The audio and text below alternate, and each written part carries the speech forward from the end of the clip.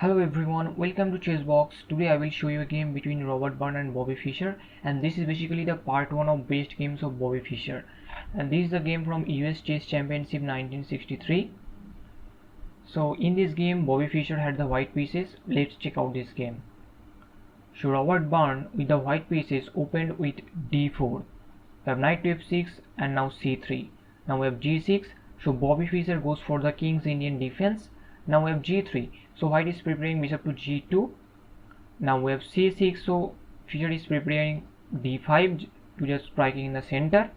Now we have bishop to d5 and now d5. Now we have c captures on d5, c captures on d5, and now knight to c3.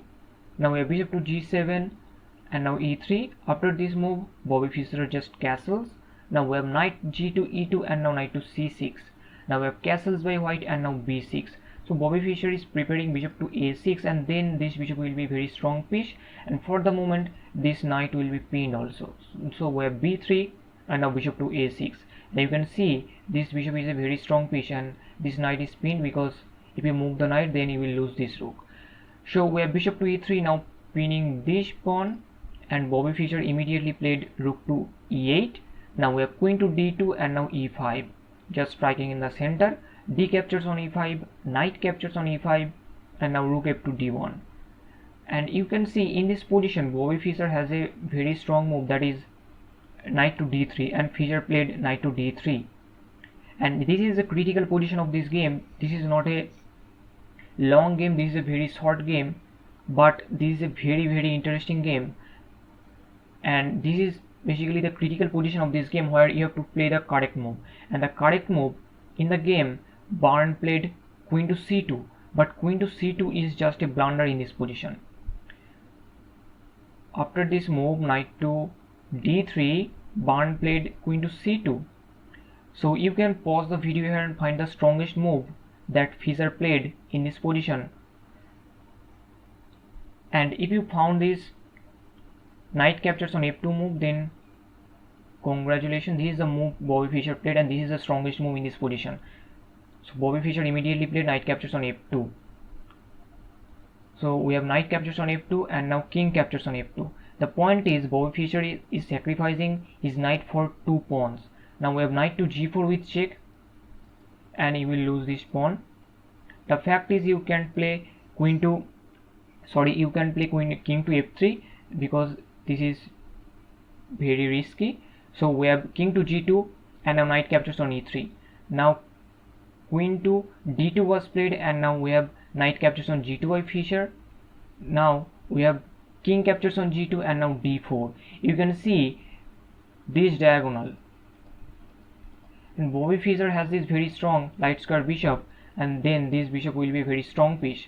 Now we have knight captures on d4 and now bishop to b7, and you can see this bishop is a very strong piece now. So we have in the game king to f1 was played. Now we have queen to d7, and after this move queen to d7, Byrne just resigned the game. So what was the critical position? Again I will show you that knight to d3. After this knight to d3, Byrne played queen to c2, but queen to c2 is just a blunder. You have to play the correct move. So you can pause the video and find the strongest move for white. That move actually saves the game for white. And if you found this knight to f4 move, this incredible knight to f4 move, then congratulations, this is the strongest move in this position. The fact is now you can't capture this pawn. The fact is if you capture this pawn, then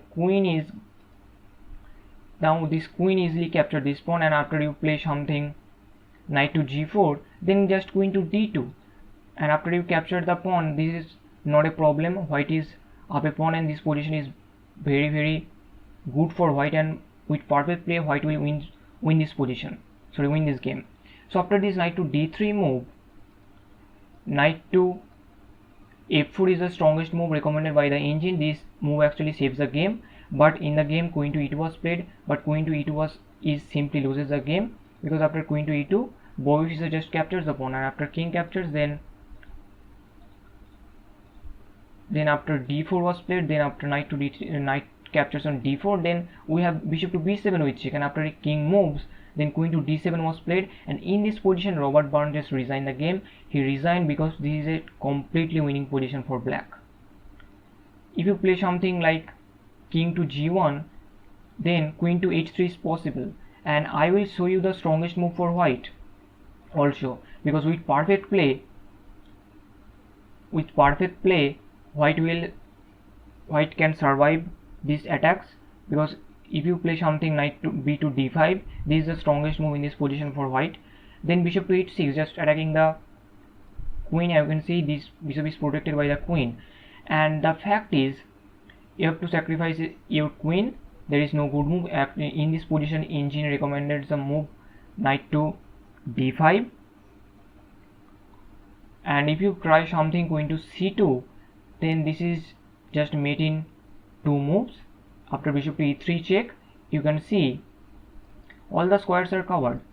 This queen is covering these two squares, and bishop is also covering this square, and these all squares is covered, and there is a check from the bishop, and you have to play queen to f2. There is no good move, and we don't capture the queen, we just play queen to g2, and this is just checkmate. You can see all the squares are covered, and this queen is also pinned here, so that is the point. So after this move, queen to d7 by Bobby Fischer, Robert Byrne just resigned the game. He resigned because this is actually totally lost position for white. Again, I will show you the critical position of the game. Knight to d3 was played by Fischer, but in the game Byrne played queen to c2, but queen to c2 is not a good move. This is actually a blunder. You have to play the move knight to f4, because after knight to f4, then white can play knight to e4 also, and you have to capture the knight. Then d captures on e4, and after rook a to b1, then rook to c8 is possible, and the game continues. White is still better, black is still better in this position, but this position is also playable for white. So that was the game. I hope you enjoyed that one. That was a quite nice game. I will also cover more games, more memorable games of Bobby Fischer, and that was the part 1 of the best games of Bobby Fischer. And if you enjoy my content, then please subscribe and stay tuned for more updates, and thank you for watching.